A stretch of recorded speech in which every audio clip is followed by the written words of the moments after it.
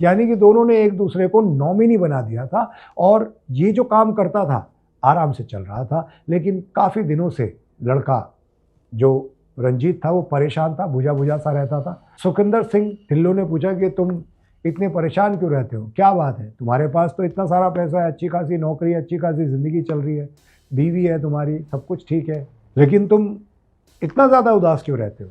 तो रंजीत ने अपने मुँह बोले चाचा से कहा कि चाचा मुझे समझ नहीं आ रहा कि मैं क्या करूँ? मैंने शादी तो मेरी ज़रूर हुई है लेकिन मेरे अंदर नपुंसकता के लक्षण हैं। मैं अपनी बीवी के पास जाता तो हूँ लेकिन उसे खुश नहीं रख पाता। क्या करूँ?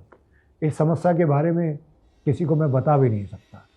जैसे ही सुखविंदर सिंह ढिल्लों ने ये बात सुनी, उसने कहा तुम परेशान क्यों होते हो? मेरे पास एक गोली है। तुम्हें गोली देता हूँ, उसे खाना और उसके बाद इसका कमाल देखना। तुम खाने के बाद देखना, सब कुछ ठीक हो जाएगा। कोई दिक्कत, कोई परेशानी नहीं रहेगी। ऐसा ही हुआ। 22 जून 1996 को वो अपनी पत्नी के पास जाता है। वो गोली खाने के बाद उससे बातचीत करता है। बातचीत करने के दौरान उसने कहा कि ये वो गोली है, ये गोली चमत्कार करके दिखाएगी।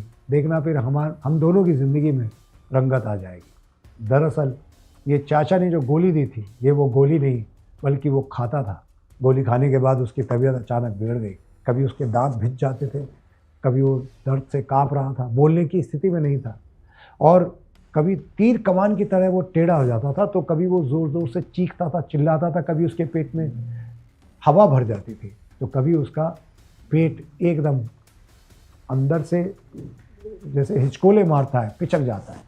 समझ नहीं आ रहा था आखिर उसके साथ हो क्या रहा था। वो तड़पने लगता है और इतना तड़पता है कि बस ये जो उसकी बीवी के पास लखविंदर है, वो उसे देखकर हैरान थी।